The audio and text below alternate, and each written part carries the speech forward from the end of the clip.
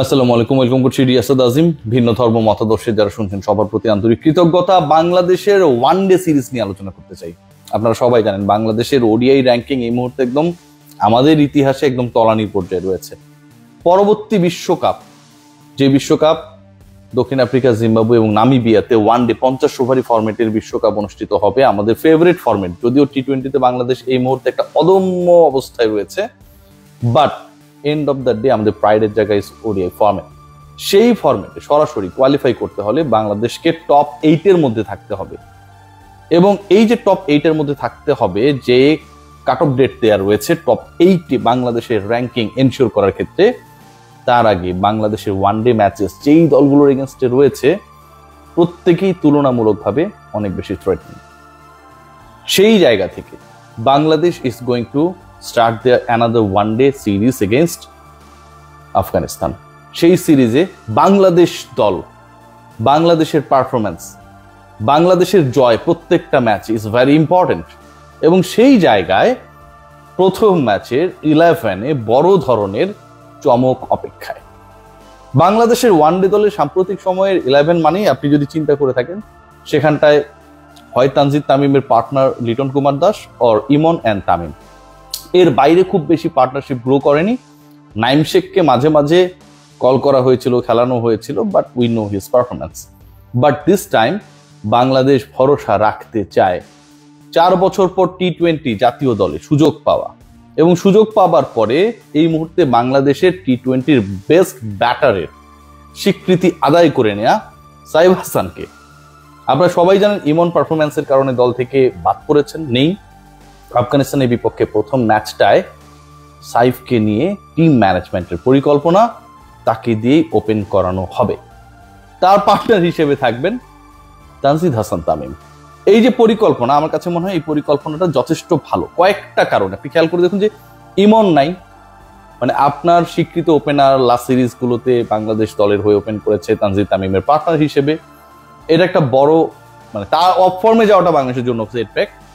বাংলাদেশ টিমে নিয়মিত পারফরমার যদি বলি ভুল হবে, ওয়ানডেতে পারফরমেন্সটা খুব একটা ভালো না, বাট ইনজুরির কারণে নট ফর দ্য পারফরমেন্স বাদ পড়ে গেছে লিটন কুমার দাস, তিনিও নেই।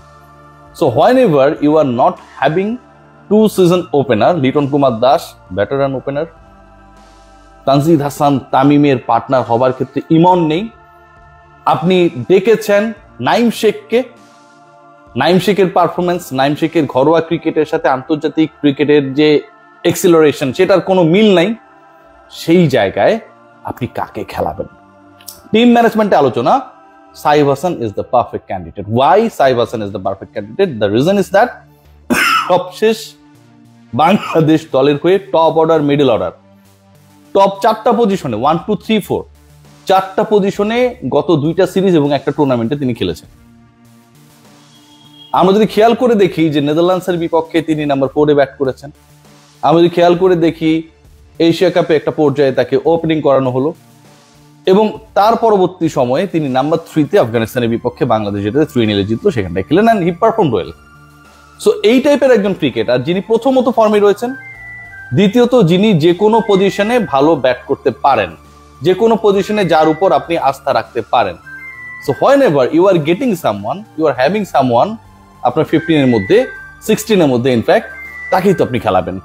সো তানজিদ হাসান তামিমের পার্টনার হিসেবে এখানটায় we are going to get Saif Hasan. আমার কাছে মনে হয় যে it's going to be a very good decision. Saif যদি প্রথম দিকে খুব একটা ভালো করতে নাও পারেন, তাকে কন্টিনিউ করা উচিত। এরপরে যে পজিশনস গুলো রয়েছে সেগুলো সেট। এবং এখানে আরো একটা সুখবর আমি আপনাকে দিতে চাই, যে ডিসকাশনটা রয়েছে এখন পর্যন্ত, আসলে ম্যাচ শুরুর আগ পর্যন্ত তো আমরা 100% মানে কনফার্ম করতে পারবো না যে he is the part of the 11। Nurul Hasan Sohan definitely one day সিরিজের দলে, মানে 11 ইনফ্যাক্ট থাকবেন। সাইব এবং সোহান এই দুজনকেই কিন্তু ইনক্লুড করা হয়েছে। বাংলাদেশ ওয়ানডে দলের যদি পরিবর্তন দেখেন বা চমক দেখেন, সাইব এন্ড সোহান। সো দুজনই বাংলাদেশের প্রথম ম্যাচটায় খেলবেন বলে এখন পর্যন্ত আমার কাছে খবর রয়েছে। কারণ ওপেনিং এ যদি সাইফ, তানজিদ হাসান তামিমের পার্টনার হন, ওয়ান ডাউনে আপনারা সবাই জানেন নাজমুল হোসেন শান্ত, তারপরে পজিশনটায় হোপফুলি মেহেদী হাসান মিরাজ খেলবেন। তার মানে 4টে স্পট ডান। এরপরে 3টে স্পটে শামীম হোসেন পাটোয়ারি, জাকের আলী অনিক এবং নুরুল হাসান সোহান। মানে আপনার কোনো খুব বেশি প্যারা পেতে হচ্ছে না, যেটা টি-20 দল ডেকোরেট করার ক্ষেত্রে আপনাকে ঝামেলা পড়তে হয়েছিল। কেন এই প্যারাটা হচ্ছে না সেটারও একটা ভালো রিজন রয়েছে। কারণ আপনি আপনার দলে you are having one allrounder. আপনার যখন একজন অলরাউন্ডার থাকছে, মেহেদী হাসান মিরাজ সেই মানুষটা, তখন 7 থেকে 11 ওই যে 4টা পজিশন রয়েছে, 4টা পজিশনে 4 জন বোলারকে খেলিয়ে দিলেই হয়। কারণ অ্যানাদার 10 ওভার্স করার জন্য আপনার কাছে সেই অপশনটা রয়েছে। আপনার ক্যাপ্টেন নিজেই সেই অপশন। টি-20 ক্ষেত্রে যে ঘটনাটা ঘটে না, কারণ মেহেদী হাসান মিরাজ দলে নেই, সাকিব আল হাসান দলে নেই, সো 6 জন ব্যাটার 5 জন বোলার, এই কম্বিনেশনই বাংলাদেশকে যেতে হয়। বাট ওয়ান ডেতে বাংলাদেশ নামবে 7 ব্যাটার নিয়ে, মিরাজের যে অ্যাডভান্টেজ সেটাকে কাজে লাগাবে, এবং 4 জন বোলার মিরাজ ছাড়া 11-এ থাকবেন। তারা কারা থাকবেন সেই আলোচনা হয়তো আমরা করব, বাট ওয়ান ডে সাইডে আমার কাছে মনে হয় বাংলাদেশ দলের জন্য এই মুহূর্তে অগ্নি পরীক্ষা। টি-20-তে বাংলাদেশ ওয়ার্ল্ড কাপ খেলবে, টি-20-তে বাংলাদেশ টানা 4টা সিরিজে জিতেছে, এশিয়া কাপেও বাংলাদেশ ফাইনালে যেতে পারে নাই, 135 চেস করতে পারেনি পাকিস্তানে যা। কিন্তু বাংলাদেশের পারফরমেন্স যদি দেখেন, যে একটা সময়ে যখন বাংলাদেশ কিছুটা হলেও শেকি ক্রিকেট খেলছিল, সেখান থেকে স্পেশালি শ্রীলঙ্কার বিপক্ষে ডিফিটেড হওয়ার পরে গ্রুপ পর্বে টপ 4-এ ইনস্যুরেন্সের ক্ষেত্রে আফগানিস্তানকে হারিয়েছিল, টপ 4-এর প্রথম ম্যাচে শ্রীলঙ্কাকে পরাজিত করেছিল, এন্ড ফাইনালে যাবার ক্ষেত্রেও 135-এর একটা টার্গেট সেট করতে পেরেছিল। ব্যাটাররা শেষ পর্যন্ত ফেল করার কারণে, অদ্ভুতভাবে ফেল করার মানে মানুষ সেটা অ্যাপিল করতে পারে নাই। ওভারঅল যদি পারফরমেন্স আমরা দেখি, এত ধরনের অস্বস্তি অনিশ্চয়তা থাকার পরেও টি-20-তে আপ টু দ্য মার্ক। এবং সেই টি-20 দলের সাথে ওয়ান ডে দলের স্পেশালি 11-এর যে খুব বড় পার্থক্য হতে যাচ্ছে তাও না। কেন না? সাইফ হাসানের inclusion, he is inform cricketer, আপনি তাকে ঢোকাতেই পারেন, না থাকাটাই 11-এ না খেলাটাই হচ্ছে আমার কাছে মনে হয় বিতর্কের তৈরি করতে পারে।